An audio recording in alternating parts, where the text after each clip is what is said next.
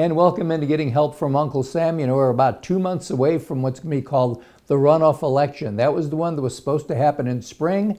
Instead, it's going to happen in the heat of the summer. So there's probably a couple of candidates that are in the heat of the race. And today I have with me Coach Tommy Tuberville. You are a candidate for the United States Senate. Quite a job. Yeah, it is a job, and it's a very important job, as we all know, and we're seeing now in these day and times how really important it is for our leaders in Washington, D.C.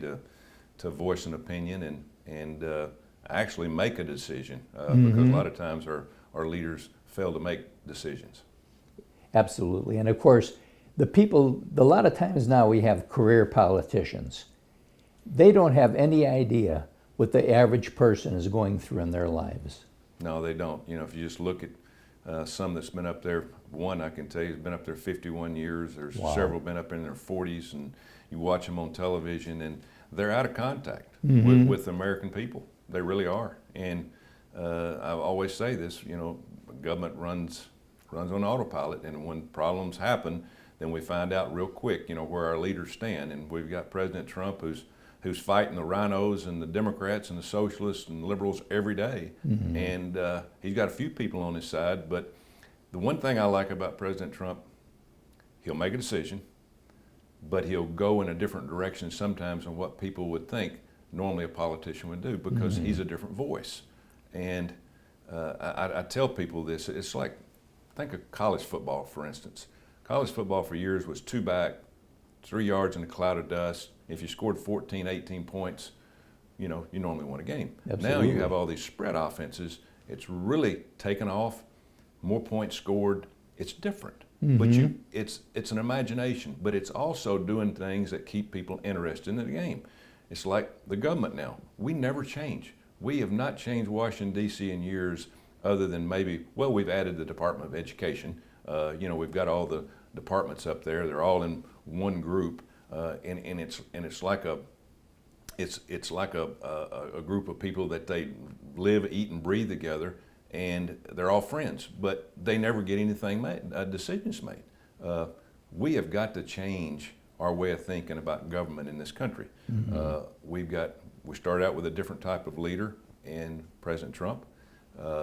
I'm for, as some of the senators are, I hear them talk about, let's take these departments we have in Washington, D.C. and move the EPA to Colorado, and, you know, the Department of Agriculture to Texas. You know, move them around. You know, move them to different parts. Get them out of Washington. Get them out of Washington. Get them where the people are. Exactly. Yeah. We've got to start thinking outside the box, because what we're doing now is not working.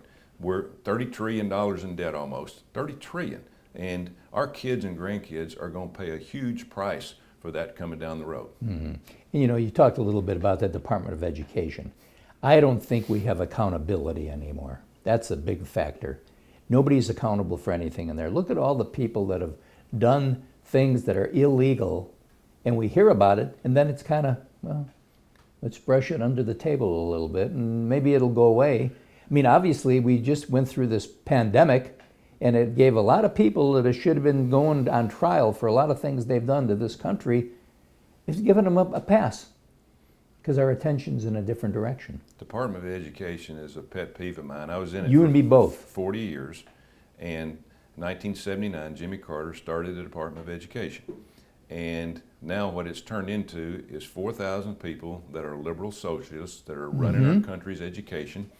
President Trump's trying to get it straightened out. But the problem I've got with our government is you can't let these people go. I mean, they're there forever. You can't go in and say, listen, you're all gone. We have got to straighten our education out, because what's happening is they're telling us here in Alabama how to teach the techniques and what to teach. We don't teach our history anymore. We don't teach state history. We don't teach government. We don't teach the things in this country that we learn about how great this country is, about how great this state is. We are teaching kids socialism. They never hear about capitalism. It's more up north than it is now in Alabama, but it's coming this way, and our higher education is really bad. And if we don't change the thinking of that, who's going to be voting in a few years? These millennials that are growing up in these socialist high schools and universities, and we're going to be a socialist country. So we have, my theory, we take the Department of Education, put a key in the door, lock it, tell all 4,000, we don't need you anymore, go find you a real job, send the Department of Education back to every state. We've got a Department of Education Right, state, and we right. teach And, our and kids. even the state one's too big. Yeah, but at least we'd get to the point where Right, we teach them right. what we want to Yes, teach our kids in this yes. state, not lean on liberal socialists in Washington, D.C. Well, you know, an average private school, whether it's a Christian-based or regular private school, all the governing for those schools happens right there. There's no higher levels.